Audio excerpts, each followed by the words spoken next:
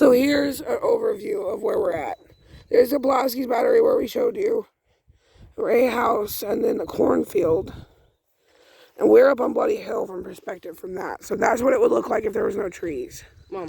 That's what it would look like from here with no trees. This is the camp we were at. Look. It was a Confederate camp. This is Union. Where we just were. The fences. Confederate camp.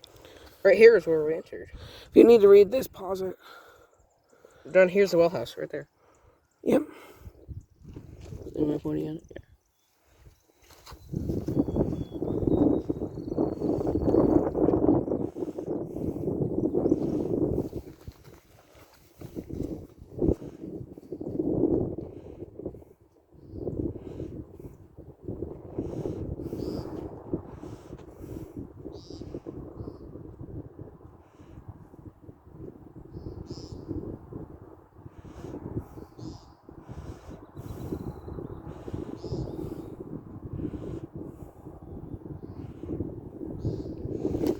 And then we go further back this way.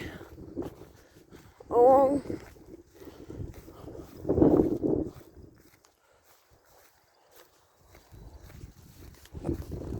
I'm running out of battery, fam. This is down Bloody Hill towards where we were by the creek.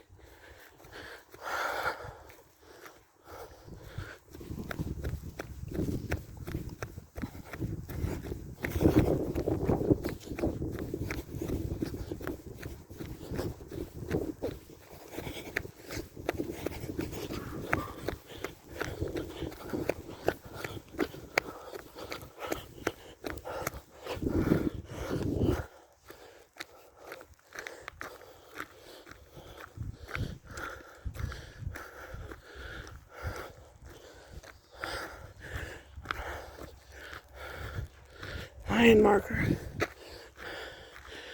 And then to the parking area.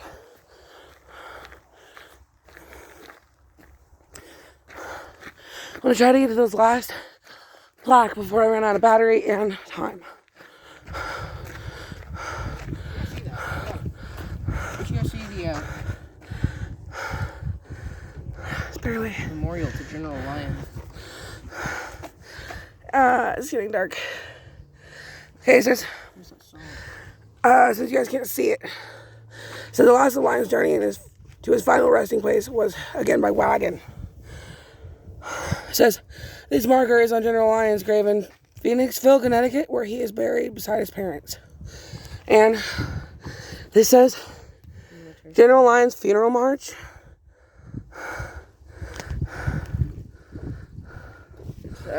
Springfield National Cemetery also has a memorial.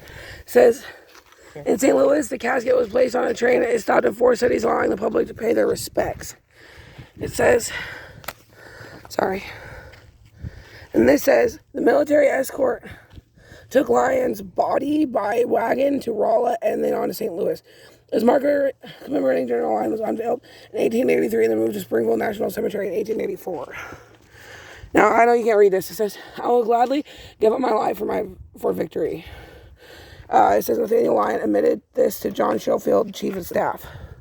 Now, I'll give you a view of the sunset while I read this.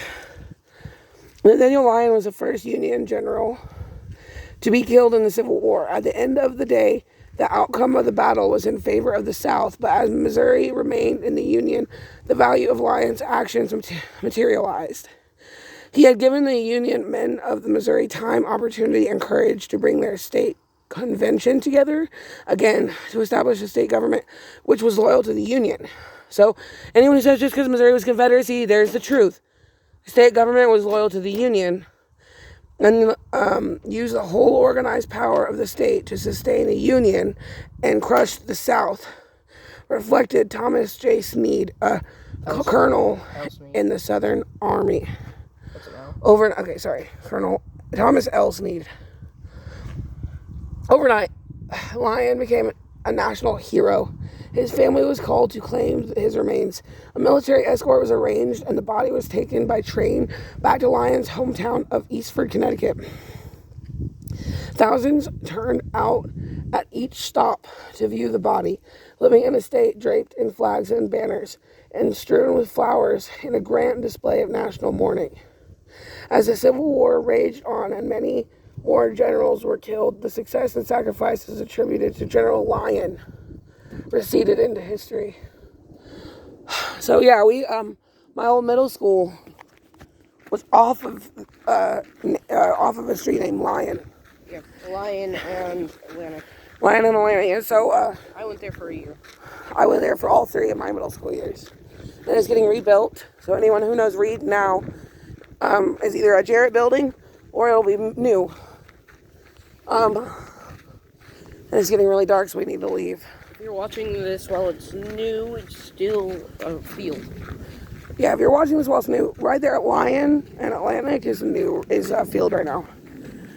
But if you come like in the future, in the next like 5-10 years, it'll be a new school off of Lyon, and the street was named after.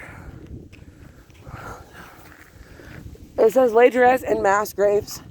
I'll give you another view of that sunset. Commanders from both sides were not prepared to properly bury 535 soldiers who lost their lives. This isn't just Wilson's Creek, you guys. But it was really bloody, I guess. As the Union troops retreated to Rolla, the Southern soldiers were left to the grueling work of digging graves for the dead. William Watson of Louisiana recalled the sun got so intensely hot and some of the bodies began to show signs of decomposition, and the flies became intolerable, and the men could stand it no longer. They found the sinkhole to be a convenient place to bury about 30 unidentified Union soldiers. In 1867, the military re-interred the bodies buried here and somewhere else in the battlefield in Springfield National Cemetery. In 1867, Springfield was the first national cemetery to re-established after the war, since identification tags had not been issued. Thousands of soldiers went to their final resting places unknown. Here, that include all the Union soldiers and a handful of Confederates. So, we'll go to National Cemetery and see if we can find some of those unknown soldiers for you guys.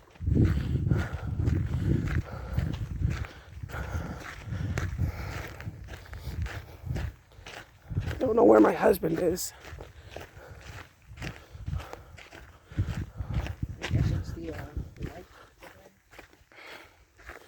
I know we gotta go soon. There's the moon and like a jet. Alright. No Man's Land. Says you are here. I don't know if you can tell where that is. But